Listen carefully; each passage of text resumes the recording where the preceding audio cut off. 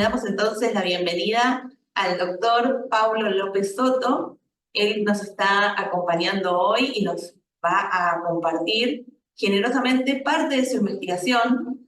Tiene un camino largo en la bioética y muy activo. Vamos a contar algunas de las cosas que ha hecho, algo de su formación que es parte de lo que ha hecho y de lo que sigue haciendo. El doctor Paulo es doctor en Teología Moral, con mención en Bioética por la Universidad Lateranense de Italia. Es magíster universitario de segundo nivel en Consejería Ética Clínica por la Universidad Católica del Sacro Cuore de Italia. Tiene una licenciatura en Teología Moral por la Universidad Lateranense de Italia, una licenciatura en Pedagogía Básica y Media con mención en Religión por la Universidad Católica Cardenal Raúl Silva Enríquez de Chile, una licenciatura en Ciencias Religiosas por la Pontificia Universidad Católica de Chile, entre tantas otras cosas. Es autor de muchas publicaciones. Hoy va a compartir con nosotros una que se titula Toma de decisiones en ética clínica y su aplicación a un caso de síndrome de enclaustramiento.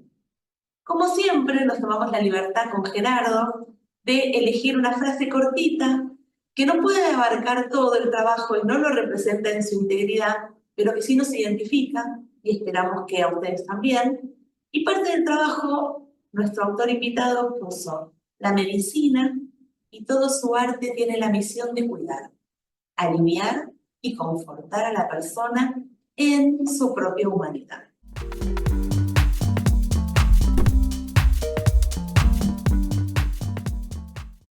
Gracias por la muy buena presentación y gracias por la invitación también a compartir con ustedes esta investigación que ya lleva un tiempo realizada y que, como todo trabajo científico, es parte de una historia, y parto contando brevemente esa historia para entender cómo se contextualiza el trabajo. Este trabajo es parte de la práctica profesional que tuve que realizar en el Magíster de Ética Clínica, y lo realicé en un hospital en el norte de Italia que se llama Brescia, y que ese hospital pertenece también, o trabaja en ese hospital, la Fundación Lanza. Entonces, como parte de la pasantía que yo tuve que hacer en ese hospital, trabajé en servicio de urgencia en ese hospital. Estuve 3 meses trabajando ahí y también participando del Comité de Ética Científica. Y dentro de ese contexto aparece este caso clínico que yo les voy a comentar ahora, y que a mí me tocó muy de cerca acompañar y seguir. Entonces, para contextualizar, el caso que yo quiero presentarles y la investigación que quiero presentarles parte o se encuentra bajo el paraguas de la consultoría de ética clínica. Y al paciente le vamos a llamar al señor M. Para analizar este caso, yo utilicé el método de la Fundación Lanza, que es una fundación de inspiración católica que trabaja en la Universidad de Brescia y que identifica algunos elementos a la hora de realizar un análisis ético para tomar un modelo decisional en un caso de ética clínica. Y simplemente menciono estos puntos porque son importantes tenerlos a la base, porque van a fundamentar después el trabajo. Que el método Lanza dice que lo primero es necesario recoger los datos, individualizar responsabilidades, identificar problemas éticos, evaluar soluciones, alternativas y de decisión, y formular una directiva para casos similares, que sería la forma como, voy a activar el pulsero, la forma como es importante seguir a la hora de evaluar estos casos. Entonces les presento el caso. El caso es un caso muy paradigmático porque es la unión de diferentes factores que configuran un caso muy especial. El señor M, que es el señor que vamos a evaluar este caso clínico, él era ingeniero belga que trabajaba en Italia. Entonces era un ingeniero belga que trabajaba en Italia durante mucho tiempo y era muy apasionado al deporte. Entonces él, andando en bicicleta, se desmaya andando en bicicleta justo al frente de un consultorio. Y por lo tanto recibe atención médica en el momento que le da el ataque, que le da este desmayo, y que le da al frente de un consultorio. En el consultorio se pone inmediatamente en acto la intervención médica, y esa intervención médica hace que después se llame una unidad un poco más compleja, que es la reanimación del 118 en Italia, que en Chile sería llamar a la ambulancia, no sé cómo sería en Argentina, pero en Chile sería como llamar directamente a la ambulancia. En esa llamada a la ambulancia se ve inmediatamente que el paciente no solamente al parecer tuvo un arresto cardíaco, porque esto siempre fue una pregunta que quedó en el desarrollo de la enfermedad del paciente o del síntoma del paciente, y es necesario entubar al paciente. ¿Por qué? Porque al parecer el paciente no está respirando autónomamente. Eso es lo que se sabe una vez que se llama al 118. Se llama a la mujer para preguntarle si es posible realizar una traqueotomía al paciente, y con permiso de la mujer se hace este consentimiento de la traqueotomía, y después el paciente ingresa a UCI. ¿Qué es lo que se detecta en UCI? Y aquí les muestro la imagen. Se detecta una lesión cervical en la C1 C2, sin posibilidad de cirugía. Eso es lo que se detecta dentro de la UCI. Se detecta una lesión cervical C1 C2 sin posibilidad de cirugía. Si se ve, el corte es preciso, ¿sí? Inclusive se ven algunos hematomas producto del golpe. ¿Qué es lo que después los médicos suponen? Suponen que este caballero iba andando en bicicleta y posiblemente puede ser que le dio un paro cardíaco. Y al hacer el paro cardíaco, él se cae contra la banqueta de la calle y ahí se da este daño medular. ¿Sí? Pero como recibe una intervención inmediatamente, así al segundo de caerse, porque había justo personal médico afuera del consultorio, lo atiende y lo lleva inmediatamente a reanimación. Entonces es un caso muy paradigmático que tiene varios elementos interesantes de análisis. Eh, ¿Cuál es el cuadro clínico? Que es el detalle después que el paciente ingresado a UCI, es un corte completo de la médula a la altura de la base del diente del axis, con tronco medular craneal expuesto anteriormente, una alteración edematosa intramedular sobre y bajo la línea del corte, y no se evidencian hematomas antes de la lesión. Por lo tanto, el diagnóstico se confirma la fractura múltiple del arco anterior, como del arco posterior del atlas, y del diente del axis y el arco posterior al C2. Y también se realizaron tomografía computacional de tórax, abdominal y cerebral, y todas las pruebas indicaron que, a excepción del daño cervical, todas las otras lesiones no existían. Por lo tanto, el cerebro se encontraba funcionando bien, o sin hematoma o sin daño fisiológico. El diagnóstico, por lo tanto, la condición actual del paciente: una vez que el paciente ingresa en UCI, hay que indicar que en ese momento ya estaba presente cuando el paciente ingresa en UCI.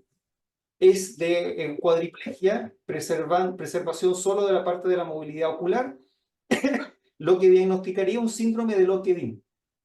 Se realizó una reunión del equipo neurológico del Hospital de Brecha para poder realizar este análisis, producto de que el paciente estaba incomunicante. El tratamiento es que el señor M es tratado con fármacos sedantes, se le da inmediatamente morfina, y fármacos inductores de hipnoterapia. En los 3 días siguientes se administra antibiótico por una infección, hace una infección intercutánea que le da. Se dice que la infección podría haber sido por un catéter que el paciente podría haber tenido. Y el paciente se encuentra clínicamente estable a eso de los 3 días, pero no alerta, y está en tratamiento de ventilación asistida y nutrición enteral. En el contexto, para contextualizar este cuadro clínico, todos los días recibe la visita de la esposa, que lo asiste amorosamente y le lleva regalos hechos por el hijo. ¿Qué eran estos regalos? Eran dibujos que el hijo le hacía. Hay que constatar que la persona era su segundo matrimonio. Con el primer matrimonio había una buena relación, pero la encargada o la tutora del paciente era la segunda mujer, con la cual tenía un hijo pequeño. Se informa a la esposa de la situación clínica, sabiendo el pronóstico que han expresado los médicos, que aún está indecisa sobre qué hacer.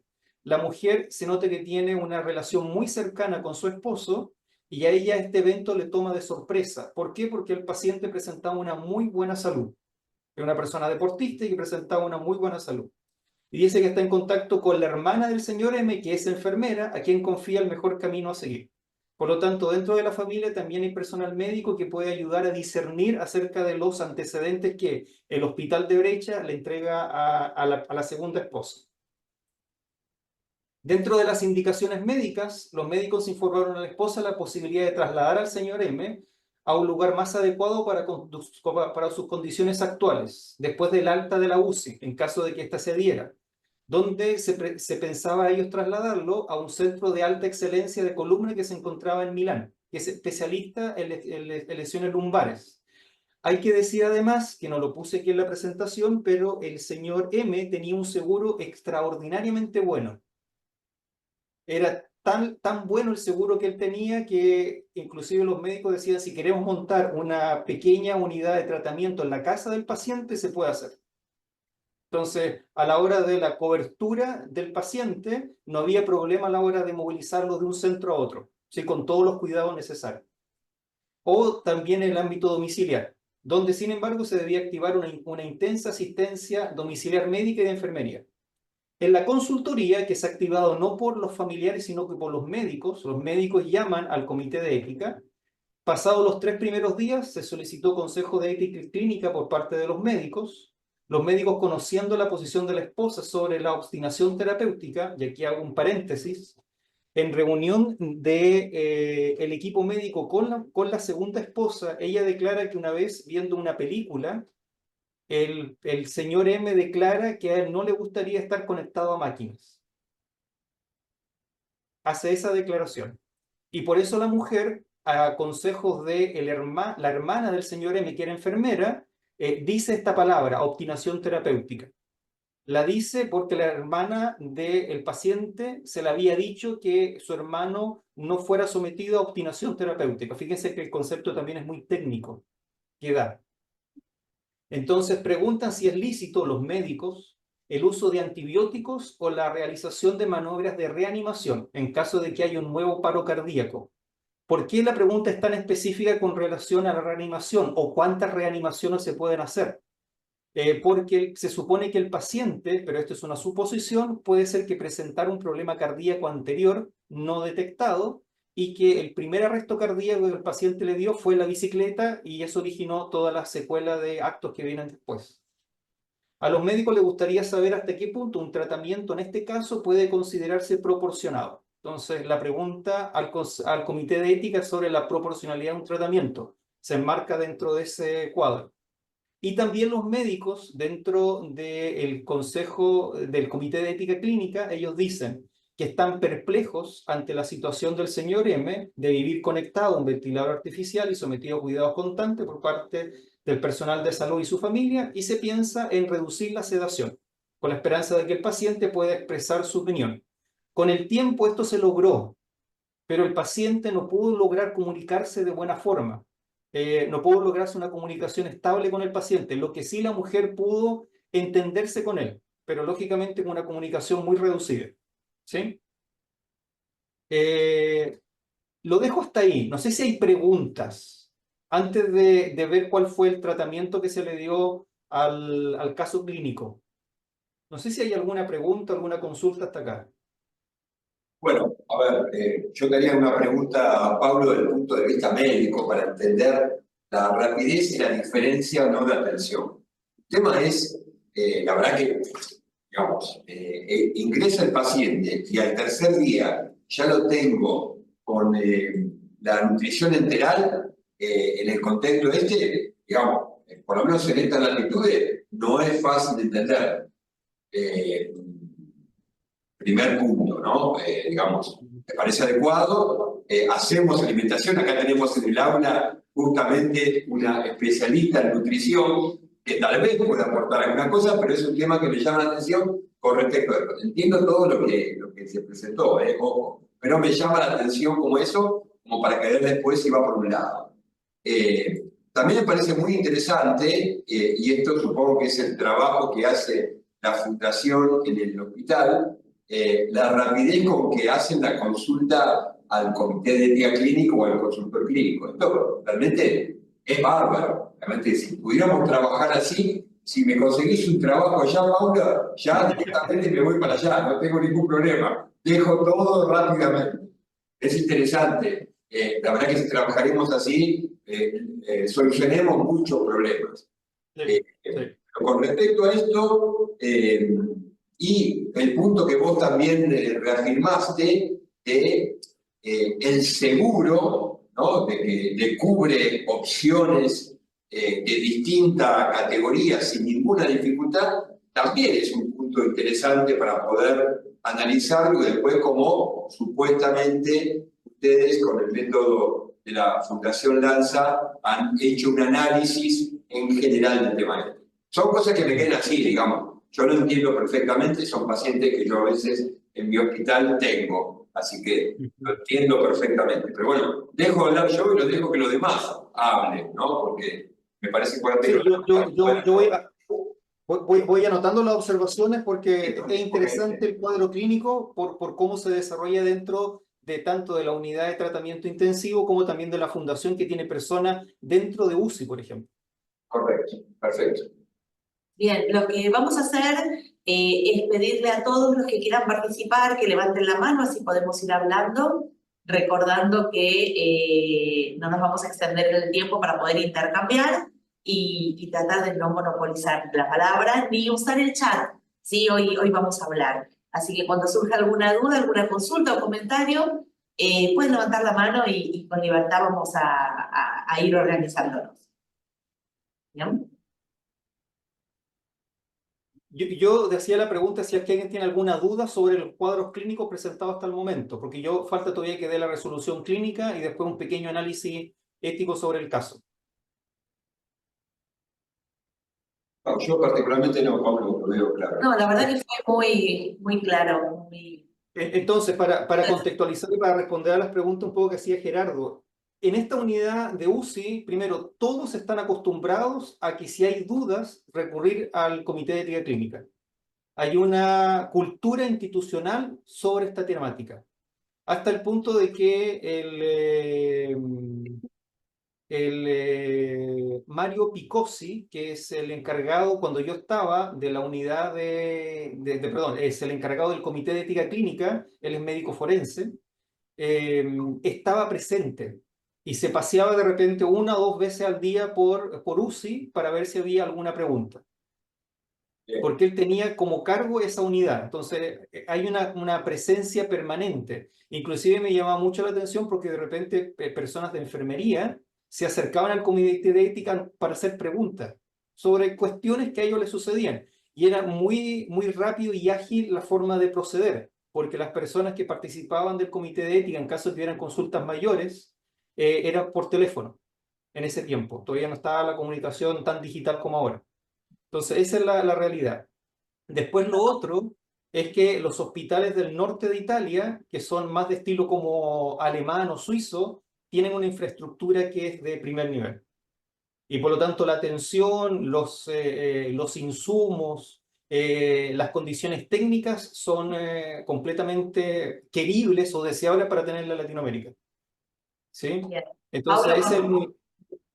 no, ¿Aló? que esto que nos estás comentando es una realidad muy diferente a la que la mayoría de nosotros atravesamos. Claro, Solo por justamente. la capacidad de dar respuesta desde la técnica y desde el acompañamiento y la atención, sino por contar con un comité que está presente.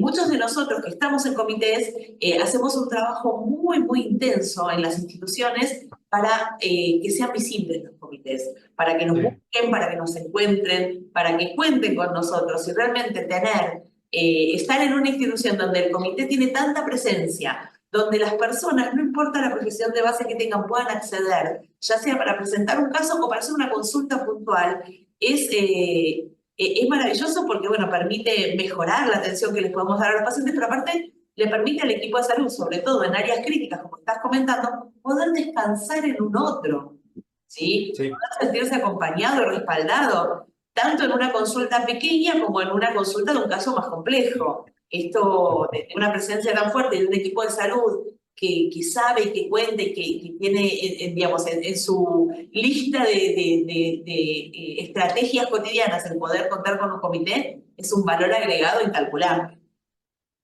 Y lo otro que era importante, que personas que no necesariamente veníamos del ámbito médico, como la filosofía, como la educación, como la psicología, participamos de ambiente clínico durante la práctica profesional. Y eso también aumentaba el diálogo, lo voy a poner de esa forma, porque hacía que el médico, que era especialista en un área específica, escuchara también la opinión del filósofo, del teólogo, y es la riqueza de la bioética en última instancia, y que una de las cosas que a mí yo más amo de la bioética tiene que ver con esta riqueza multidisciplinar y que al final todos vamos caminando hacia un mismo lado. Y eso enriquecía mucho también los comentarios internos del comité de ética. Correcto, muy buen aporte. Muy bueno. Entonces, ¿cuál fue la decisión del comité? La decisión del comité fueron estos 5 puntos, esto generalmente se hacía con carta formal al jefe de la unidad. Y el primero de ellos es que se determinó que el primer objetivo era estabilizar el paciente, porque se pensaba en darlo de alta de la UCI para que pudiera ir o a un instituto o a su casa, según el principio de beneficencia, garantizando todas aquellas intervenciones médicas como la administración de antibióticos. Por lo tanto, la pregunta sobre la proporcionalidad del antibiótico se vio como positiva. Segundo, en relación a los eventos críticos, se considera el uso de maniobras de reanimación desproporcionado, dado primero las condiciones comprometidas actuales y el pronóstico del paciente. Más bien se debe permitir el decurso natural de la enfermedad. ¿Sí? Esa sería la segunda pregunta de respuesta en relación con esta inquietud de los médicos. ¿Qué número? ¿Hasta cuándo? ¿Cómo proceder? Tercero, seguir asistiendo con ventilación asistida, con nutrición enteral para garantizar una mejor calidad de vida del paciente. Cuarto, ver si es posible la oportunidad de despertar al paciente. Se recuerdan que se pudo bajar las dosis de medicamentos para que el paciente pudiera comunicarse, pero esta comunicación fue difícil. Despertar al paciente para que pueda expresar sus preferencias de acuerdo con el principio de autonomía. Alternativamente, se tendrá en cuenta su contexto familiar armonioso y su historia personal.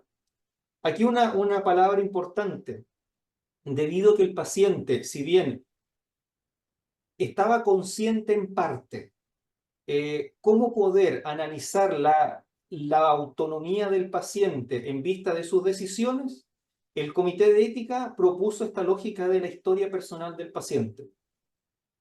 Sus vivencias, sus recuerdos que estaban en boca de tanto su primera esposa, su segunda esposa, como de su hermana, para indicar a través de su propia historia cuáles podrían haber sido estas preferencias o elecciones del paciente.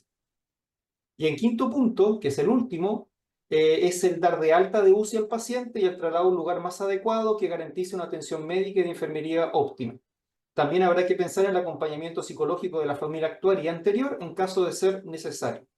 Este detalle también fue muy importante, ya que el comité de ética pensó también en la familia anterior de la primera mujer, que también es necesario un acompañamiento. Si bien había una buena relación entre la primera mujer y la segunda, eran 2 familias que también era necesario acompañar en este proceso.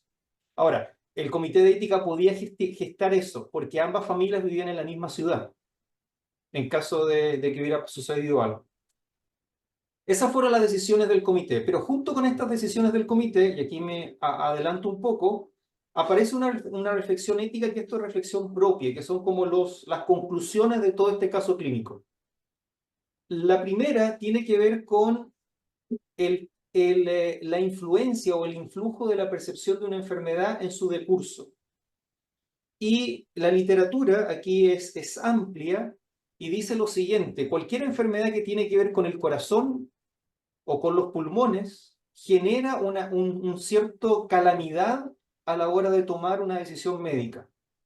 Porque nosotros entendemos que la importancia de la autonomía y la función física repercuten en esto del juicio médico a la hora de evaluar la calidad de vida del paciente, dejando en segundo lugar la importancia de la conciencia personal. Entonces hay una lógica que parece que existieran como algunas enfermedades más graves que otras, no en la gravedad de la enfermedad, sino que en cómo yo considero la enfermedad que tengo delante. Ejemplo de eso, el síndrome de enclaustramiento, que es el caso que nosotros estamos evaluando. Segundo, en esta reflexión ética está la calidad de vida de los pacientes gravemente discapacitados y el grado de satisfacción. ¿En qué sentido? En que parece que los pacientes gravemente discapacitados no pudieran llegar a esta autonomía positiva a lo largo de su vida, como si fuera una carga la discapacidad. Siendo que la literatura esto lo evalúa en cierta parte sí y en cierta parte no. Porque hay pacientes que poseen discapacidad, pero eso no significa que su calidad de vida sea reducida o sea mala. Y la tercera reflexión es la relación que se da entre médicos, familiares y pacientes en el debate entre beneficencia y autonomía. ¿Hasta qué punto es mucha ayuda o hasta qué punto es poca ayuda al paciente o a la familia o desde los médicos? Por lo tanto, la reflexión aquí, también desde la literatura, no cité todos los papers que hablan de estos puntos por honor al tiempo, pero la reflexión dice, debe existir una sana relación entre la beneficencia médica y la autonomía por parte del paciente. La función de la alianza terapéutica, donde la comunión recíproca, la escucha y el respeto son principios fundamentales. Y aquí nuevamente entra la importancia de los cuidados paliativos. Y aquí retomo con la frase que ustedes ponían al comienzo. Así, cuando la medicina no puede curar, es en ese momento cuando tiene la necesidad y la obligación, pongámoslo de esa forma, de cuidar al paciente. No dejarlo de lado, pero cuidar no solamente al paciente, sino que cuidar su historia y cuidar también su familia, en la medida de lo posible. Y esa es como la resolución de este caso clínico. Y entre paréntesis, dejo porque de este caso surgieron dos papers. El paper de Mario Picozzi, que es el encargado del área clínica, y después el paper que hice yo, y aquí está el QR, si alguien lo quiere descargar, el paper, se lo dejo también con el QR, que está toda la bibliografía y la reflexión un poco más en extenso.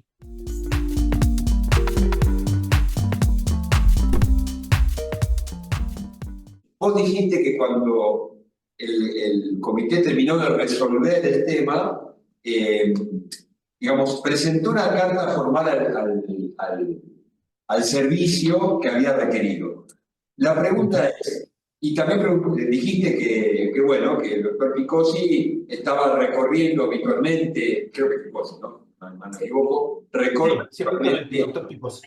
las áreas para recargar. Ahora, ¿el comité tiene de alguna forma una recepción también formal o esta charla de pasillo hace de que surjan los temas y a partir de ahí se lleva? Esto para ver la función del comité. Es interesante porque a veces uno cuando discute la función del comité dice, bueno, a ver, yo voy por ahí con un megáfono preguntando, me acerco, estoy disponible, los escucho, algo para poder introducir el tema. No sé si me voy un poco del caso, pero No, pero quedó por ahí yo también tengo ese me interés. quedó como picando la idea de la carta formal y si hay una consulta formal. A ver si lo contesto. La lógica como lo vi yo, porque también depende de cómo lo vi yo, porque puede ser que haya unas cosas que yo no entendía de la lógica formal, porque yo estuve solamente 3 meses ahí, entonces también hablo desde esa lógica. Puede ser que me equivoque en algún proceso, pero la lógica era que las personas consultaban al equipo, al comité de ética clínica verbalmente. El comité de ética clínica asistía al personal médico, eso quedaba registrado en la ficha clínica del paciente, que hubo ese traspaso de información, pero después el equipo médico tenía que redactar una información oficial al comité de ética clínica. ¿Sí? Entonces, como eran cosas muy emergentes, la formalidad era posteriori. ¿Sí? ¿Y por qué? Por la urgencia del debate y la urgencia de algunos temas, porque era consulta al Comité de Ética Clínica en UCI. Por lo tanto, por el tema de los tiempos, toda la formalidad se hacía generalmente a posteriori. Es una función quizás de consultoría, Sí. que en lo inmediato respondían, resolvían, actuaban y después sí completaban todo el registro. Es maravilloso. La institución tenía profesionales que estaban solo en el comité o aparte tenían otra función. Por ejemplo, el doctor Picozzi cumplía otra función dentro de la institución. Era el director del Instituto de Ética de la universidad y también del hospital. Él trabajaba a tiempo completo en esa función, pero lógicamente no solo comité de ética, sino que también funciones universitarias, como docente y director del instituto.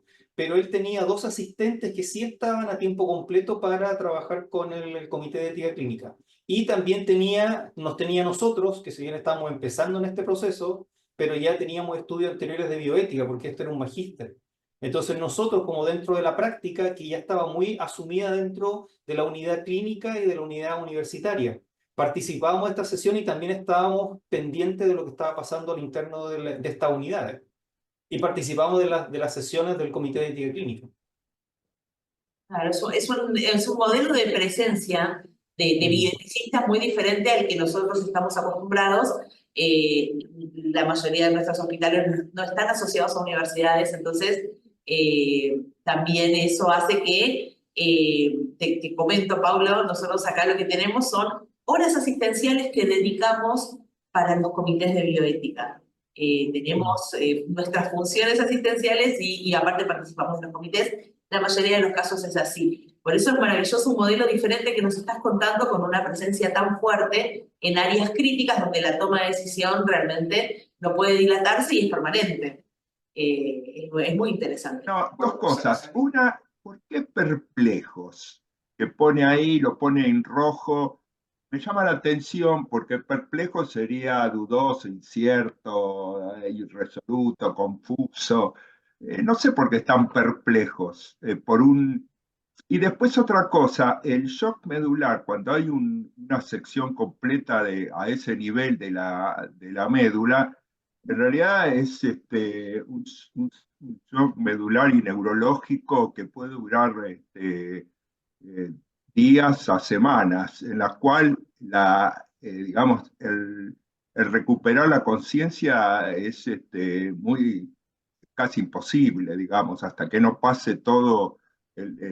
La sección de la médula produce una lesión no solo en el nivel del corte hacia abajo, sino también hacia arriba por el efecto traumático feroz. En este caso, no, porque intentaron como que despertara y expresara su voluntad y me parece que era casi imposible eso es lo que me llama la atención, ¿no? El síndrome del enclaustramiento o sea, es inmediatamente posterior, digamos, ¿no? Donde en realidad solo puede pensar y no mover absolutamente nada, un ojo. Hay varios que han sobrevivido a eso, pero son casos extraordinarios, diría yo, ¿no? Y con recursos extraordinarios. Superman, no sé si se acuerdan, Claro. el actor, no Gracias. Superman, sino el actor, tuvo una El, lesión similar, pero bueno, tenía recursos extraordinarios. El 90% de los pacientes que sufren esto no sobreviven. Está No, bien, eso nada más. Gracias. pero siempre, no te olvides que siempre decimos, cada caso particular en el contexto que está trabajado. Entonces, Sí. Por eso le preguntaba a Pablo el tema de perplejo. Esa era la pregunta. ¿Por qué perplejo? Esa Sí, no entiendo. el concepto de perplejidad yo lo puse por un sentir mío en relación al operar del médico mirando al paciente. Y lo cuento.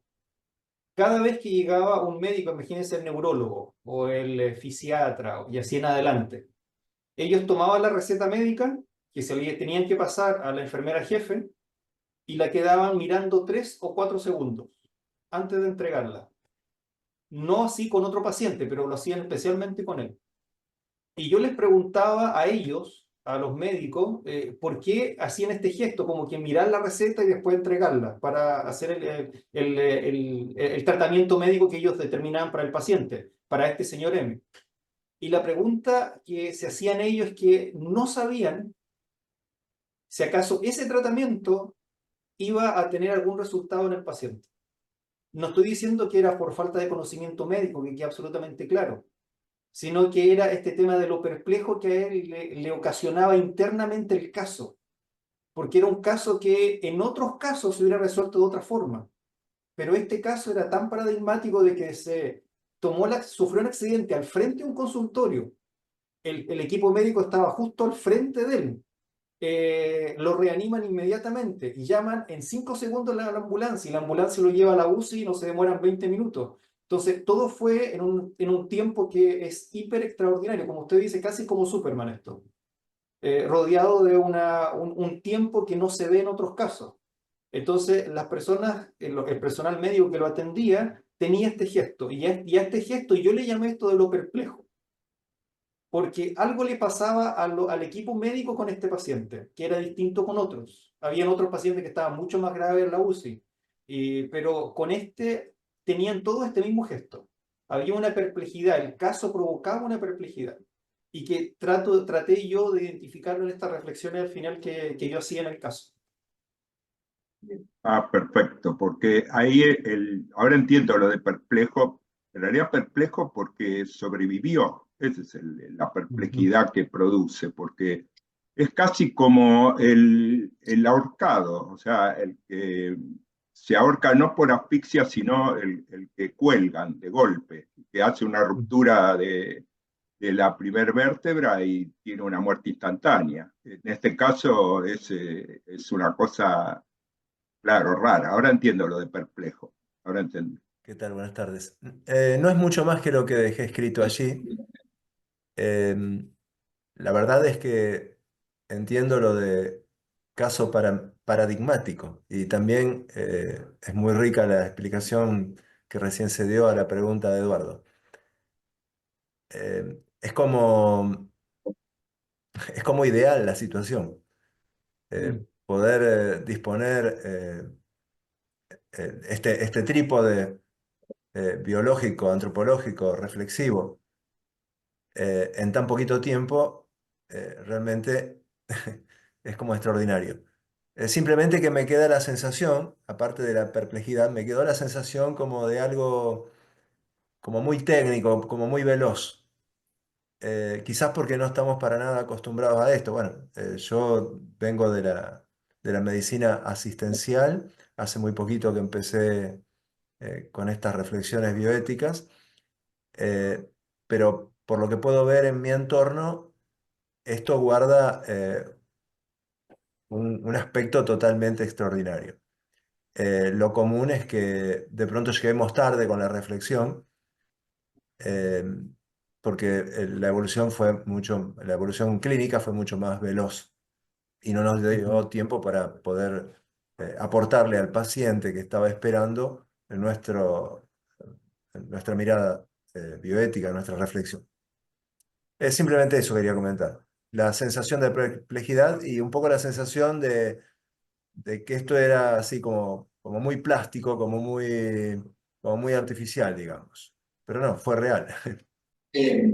Perdón, Enrique, que te conteste yo por tu Sí, reflexión, pero bueno, como te conozco y sé de tu preparación y tus ganas de seguir viendo, yo creo que hoy en día la bioética clínica, que es lo que estamos evaluando, en este caso lo presentó Pablo, podemos dividirla en dos grandes grupos. Uno, la bioética crítica de la urgencia, que este sería un caso probable con determinadas condiciones, y la bioética crónica, las patologías evolutivas crónicas que nos permiten un tiempo de reflexión distinto.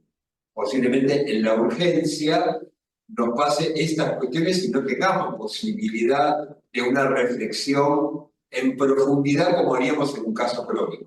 Yo creo que podríamos empezar a dividir, por el avance tecnocientífico, esta bioética, la clínica de urgencia. Y es que muchas crítica, veces de urgencia el que actúa es digamos, el bioeticista entrenado, con mucha experiencia, a modo de consultor, o quizás una pareja de bioeticistas. Digo, en la urgencia la respuesta tiene que ser, digamos, siempre pensamos, perdón, que la urgencia y la bioética no iban de la mano. La realidad es que la urgencia no va de la mano de las reuniones del comité, pero sí hay otras formas de responder. Me parece que en este caso el referente de bioética, como decía Paulo, o una figura como nosotros acá hemos tenido la pandemia de consultores, sí puede estar a la altura de la respuesta que se necesita.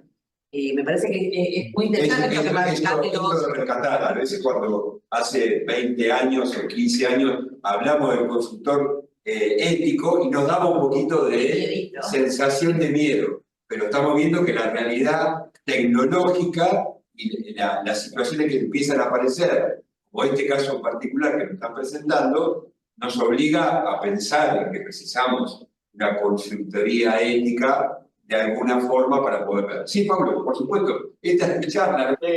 El tema está de que esto en Europa, cuando yo estaba, ya estaba instalado y había unidades de atención psicológica de urgencia hace tiempo, en España especialmente. Y la consultoría ética en urgencia era un elemento que estaba en brecha y en este hospital que yo les comento, y que era parte de la cultura del propio hospital. no era raro ver a personas con delantal y que decía consultoría ética y que no hacían nada inútil, sino que estaban parados en una esquina y que de repente a veces uno se sentía medio molesto porque le decían, bueno, ¿y qué estás haciendo aquí? Pero era simplemente para estar ahí, para mirar, observar y animar a las personas también en cierto detalle, porque el consuelo, el apoyo, la consulta, son cosas que se daban en pabellón. Y eso es una realidad que a mí me marcó mucho, porque después todos esos elementos, cuando el comité de ética se reunía una vez a la semana, como pasa generalmente, una parte de la discusión del comité era, bueno, ¿y qué pasó en la UTI? ¿Qué pasó en estas unidades? ¿Cómo fue la interacción? ¿Cuáles fueron las llamadas que vinieron? Y eso lógicamente fomentaba no solamente, y aquí hablo en ámbito de investigación, que también es un punto fuerte de la bioética, salían muchos papers de acá porque se recogía la información de las mismas unidades y eran unidades que se iban autonutriendo de la información que iba saliendo ahí mismo. Sí, lo interesante de los papers es publicarlo para poder compartirlo y que otros se nutran de la experiencia que fueron atravesando. Así Claro. que tenemos acá de María Elena, que pide si se pueden explicar algunas cuestiones médicas con mayor profundidad. Ella nos dice que es de la filosofía, perdón que no te di la palabra, pero tiene que ver específicamente con si la persona puede despertarse y puede comunicarse atravesando este tipo de síndrome de enclaustramiento. Sí. Entonces, el síndrome de enclaustramiento, para decirlo en sencillo, o también en inglés se llama locked-in. Es como si la persona quedara encerrada dentro de sí misma. ¿Qué significa esto? Significa que la persona, al tener un corte, en este caso, por ejemplo, de la médula en C1 o C2, lo que ocurre es que la persona no podría comunicarse, pero no significa que no pueda comunicarse hablando. Ella podría comunicarse, por ejemplo, por la vista. Hay diferentes equipos electrónicos hoy día, y hoy día aún más con trasplantes neuronales o con inteligencia artificial, que inclusive hoy día se hablan hasta de avatar virtuales para que la gente se pueda comunicar. Ejemplo de esto, los tratamientos de innovación que se encuentran en pacientes con esclerosis lateral amiotrófica, el ELA, superior, por ejemplo. ¿Sí? Que hay casos múltiples que se han llevado a cabo. Pero son pacientes que no tienen movilidad, a excepción de los músculos que tienen que ver con la parte superior, ojos, labios, pero que lógicamente la comunicación es como si ellos estuvieran encerrados en su propio cuerpo. Por eso se llama el síndrome de enclaustramiento, o en inglés, que es más preciso en inglés, se llama locked-in, es como si estuvieran cerrados con llave. Ese sería como la Yo lógica. sé lo que es el síndrome de enclaustramiento, pero no sabía, yo tenía entendido que no había ninguna posibilidad de comunicación. Eso es lo que yo tenía entendido de lo que había leído. Por eso entiendo, sí, que con tecnología sí, pero no sabía que con los ojos se podían comunicar. Pensé que no había ningún modo de comunicación. Lo que se utiliza es el movimiento del iris, las indicaciones del iris para poder ir armando frases no tan complejas. Pero hoy día existe en ámbito de tecnología, inclusive hasta el hecho de hacer, se llaman puentes neuronales. Es decir, si hay, por ejemplo, una desconexión medular, yo puedo crear una conexión a través de equipos tecnológicos para que la señal del cerebro bypassee el corte que existe para mover un brazo, por ejemplo. Son muy rudimentarios, pero se trabaja en eso, y casos en la literatura existen. Yo he visto lo que está haciendo, creo que Neuralink al respecto, ¿no? También. Sí. Bueno, tienen un objetivo diferente, Sí, claro. pero va por ahí el método, pero el objetivo es distinto. Sí, María Elena, depende de la gravedad del enclaustramiento, tienen una movilidad un poquito distinta o no, y del tipo de movimiento que hace el ojo, como decía Pablo, el iris, o el párpado superior, o el ojo en el sentido vertical. O sea, hay opciones distintas y depende, pueden llegar a comunicarse o no, pueden ser muy profundos y que no tengan la comunicación. Creo que si mal no leí el caso, llegó un momento a tener una comunicación del paciente con la familia. Si mal no recuerdo, ¿no, Pablo? Con la mujer llegó, pero la mujer interpretó que Sí. se estaba comunicando con él. Lógicamente, nosotros decimos que sí se comunicó porque la mujer dijo que sí, pero hubo una comunicación con él. Pablo, te quiero hacer una pregunta. Vos nos presentaste un modelo de toma de decisiones este modelo de la Fundación Lanza, que tiene estos 5 pasos y que más allá de empezar primero con el caso concreto y ver los datos y ver qué alcance tienen y qué responsabilidades tienen los involucrados, después viene ese análisis bioético de ver cuál es el problema, ver cuáles son las soluciones, cuáles son las alternativas. Me llama mucho la atención el último paso. El último, de buscar la forma de capitalizar esta información, este análisis, de formular una directiva que se pueda extrapolar a casos similares. ¿Suele poder llegarse a este 5.º paso, usarlo, digamos, y generar algo para, digamos, extrapolar otro caso? Si lo cuantifico, no es siempre posible. No es siempre posible, pero es la tentativa de poder hacerlo. Es decir, soy completamente sincero. A nosotros, mientras hacíamos el magíster, se nos exigía poder siempre en el caso poder llegar a armar conclusiones generales. Pero a veces, claro, los casos no da para armar conclusiones generales para todos los casos. Porque, por ejemplo, en este caso era muy particular y era casi único por cómo se había presentado el caso en sí mismo. Pero sí, por ejemplo, uno puede dar consejos generales.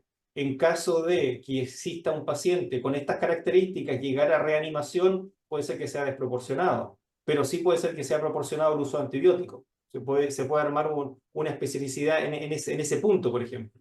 O sea, trabajar sobre líneas de trabajo en determinadas situaciones, pero no extrapolar, digamos, las recomendaciones a otro caso, porque cada caso en sí es un mundo.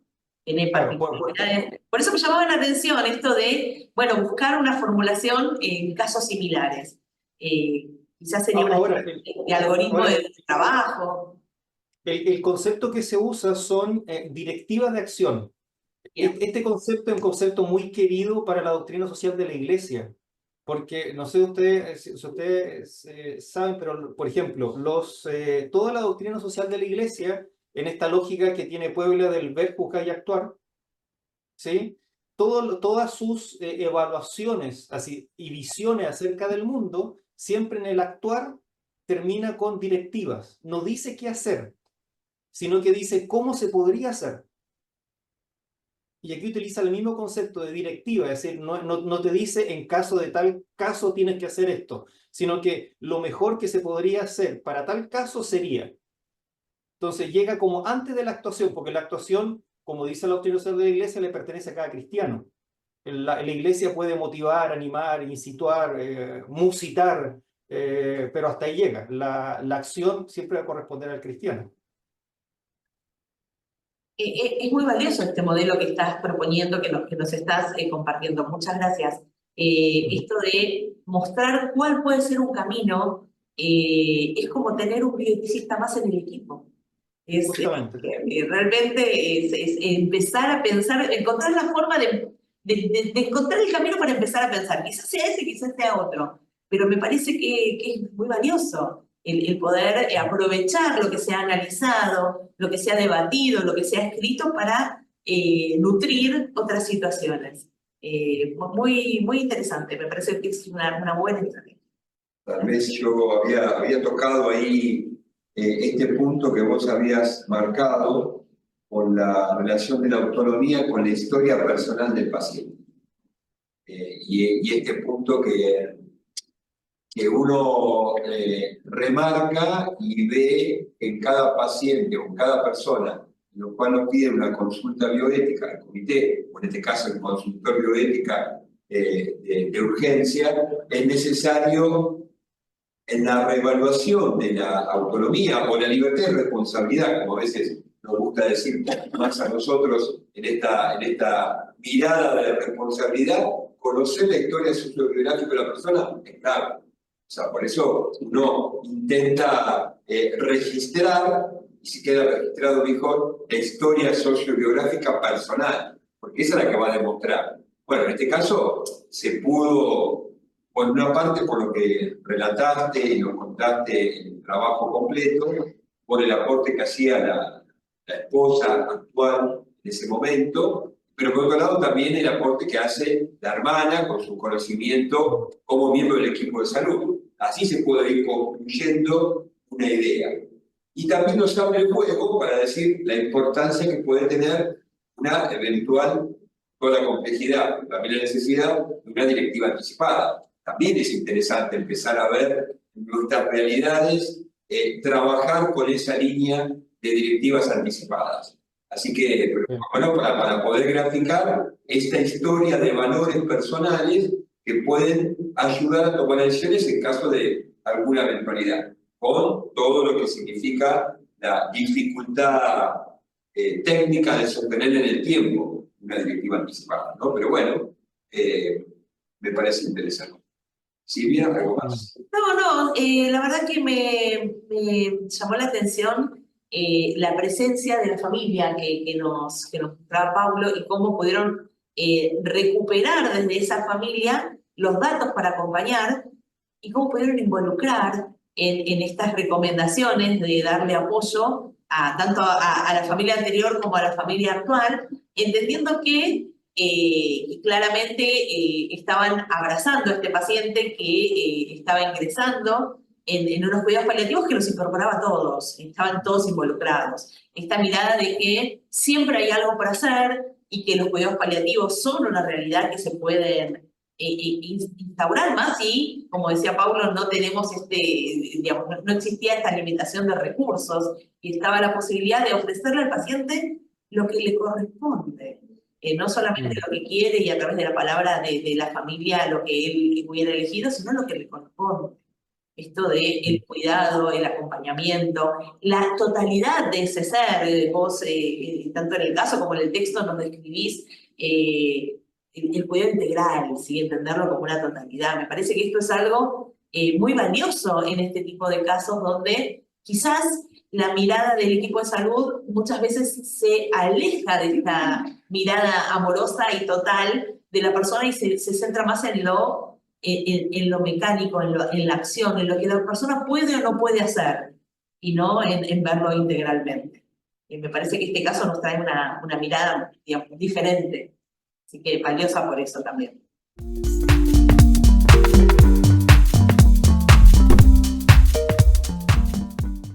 Si no hay ninguna pregunta, estamos llegando a la parte final. Pablo se nos quedó. Pablo se debe haber quedado con alguna señal complicada. Yo acabo de poner en el chat para quienes quieran registrar su participación, un formulario para que puedan completarlo. Así podemos enviarles el trabajo completo de Pablo, que generosamente nos envió. Ustedes, como saben, han recibido una porción muy sustanciosa, pero les vamos a mandar el trabajo entero, que también podían acceder a través del código QR, así que les pedimos que, si son tan amables, registren su participación.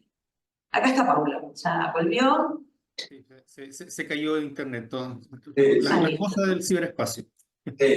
Sí, la modernidad. Una última cosita, tal vez lo que atendemos, yo Pablo, no sé si lo comenté en algún momento con vos, yo estoy en un hospital de rehabilitación y tengo muchos pacientes con lesiones medulares, con síndrome de desplazamiento o similares, estado de mínima conciencia y cosas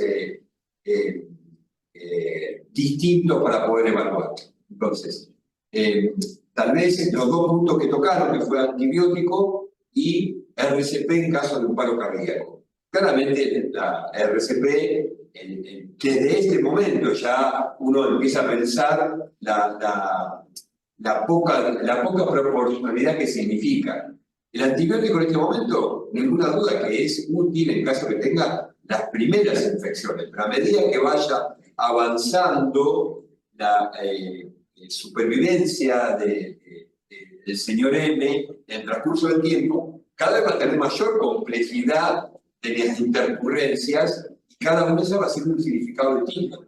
Esto estamos evaluando en el comienzo, claramente, de una patología que puede persistir en el tiempo, mucho en el tiempo, ¿no? Entonces, me parece que los tiempos de acción que hacemos en consultoría en bioética, a través del consultorio, a través del comité, en cada momento de acción tenemos un momento distinto de reflexión. Este es el momento inicial, ante este hecho inicial, con esta reflexión que nos presentó Pablo, me parece que es muy, muy rica y útil para poder seguir aprendiendo temas de bioética. Sí, muy interesante. Me encantó que Pablo la planteó como un gris, ¿sí? Estos grises que nos permiten la reflexión. Cuando está todo dicho, no hay más que actuar. Cuando tenemos estas oportunidades, son de gran aprendizaje, son para nutrirnos. Así que me encantó cómo lo planteaste como una situación gris para la bioética clínica. Muy interesante. Bueno, Bien. queda más que agradecer, tal vez. Sí. Gracias, Paulo, por tu generosidad, por sumarte con nosotros. No, gracias a ustedes. Bien, buen conocimiento. Un saludo a los amigos de la Universidad de Finisterra que siempre colaboran, trabajamos en estos eventos juntos. Un saludo también a Manuel y nos estaremos viendo si Dios quiere en cualquier momento. Gracias Sí, a así todos. Perdón. Cuenten con nosotros, así que cualquier cosa, dejo ahí mi correo en el chat en caso de. Así que ahí estamos en comunicación. Bueno, muchísimas gracias, Pablo. Un abrazo muy grande. Gracias. Gracias a todos. Buenas noches. Cuídense. Gracias por estar acá también presentes. Hasta la próxima tertulia. Nos queda la tertulia de noviembre, que es la última del año. Chau a todos.